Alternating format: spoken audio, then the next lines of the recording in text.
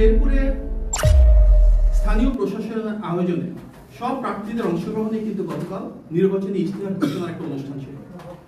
সেখানে প্রত্যেকটা দলের জন্য সুনির্দিষ্ট আসন ছিল, সেখানে তারা বসবেন।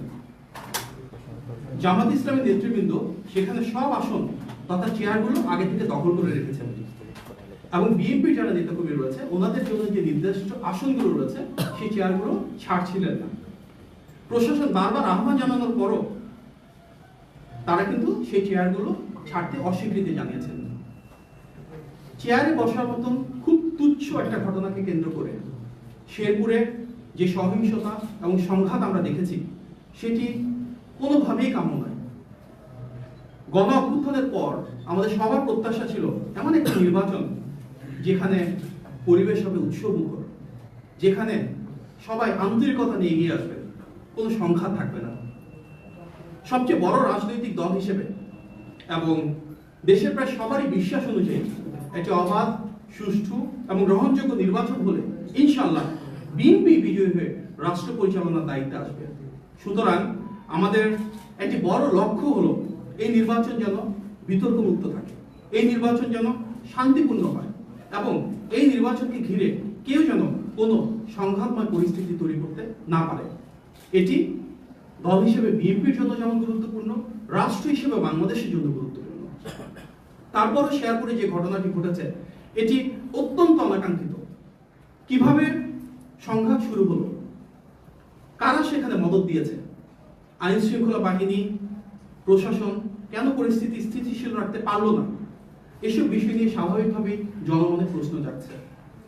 আমরা সামাজিক যোগাযোগ মাধ্যমে বেশ কিছু ভিডিও দেখেছি যেখানে দেখা যাচ্ছে জামাতের যিনি প্রার্থী রয়েছেন তিনি বারবার পুলিশ, প্রশাসন, আইন শৃঙ্খলা বাহিনী, সেনাবাহিনী, এমনকি বিএনপি যারা সিনিয়র নেতৃবৃন্দ রয়েছেন ওনারা হাত জোর করে অনুরোধ করছিলেন যে সংঘর্ষ এড়ানোর জন্য যেন তিনি বিকল্প রাস্তা দিয়ে যান।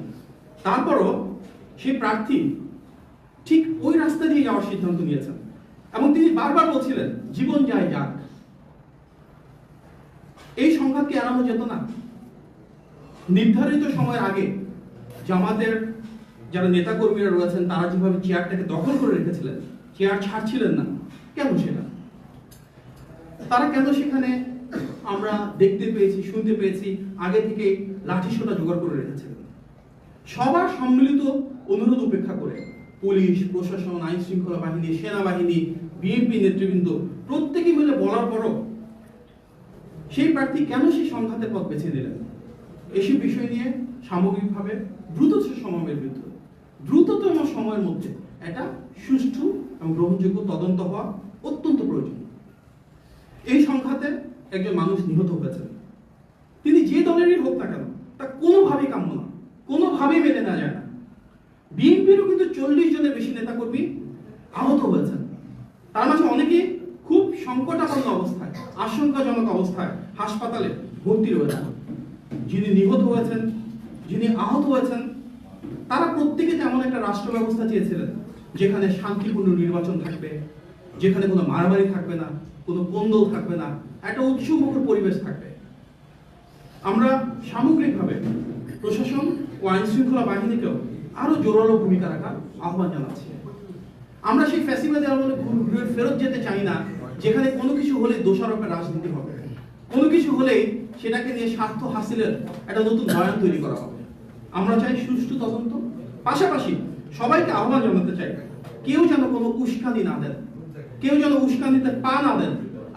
আমরা সবাই মিলে একটি শান্তিপূর্ণ সহাবস্থান চাই, সৌহার্দ্যপূর্ণ রাজনৈতিক পরিবেশ চাই যেখানে প্রতিটি রাজনৈতিক দলের প্রত্যেকের সাথে একটা সম্মানবোধ বজায় থাকবে।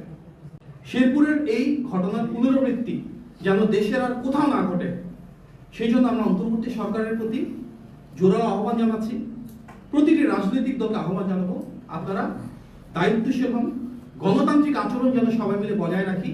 যার যেখানে বসার স্থান সেখানে সবাই বসবেন, যার যেখানে কর্মসূচির অবস্থান সেখানে তারা সেই কর্মসূচি পালন করবেন। গণতান্ত্রিক এই সৌন্দর্যটা যদি বজায় থাকে তাহলে ইনশাআল্লাহ আমরা সবাই মিলে এই নির্বাচনী পথযাত্রায় একসাথে চলে গণতন্ত্রকে সুপ্রতিষ্ঠিত করব।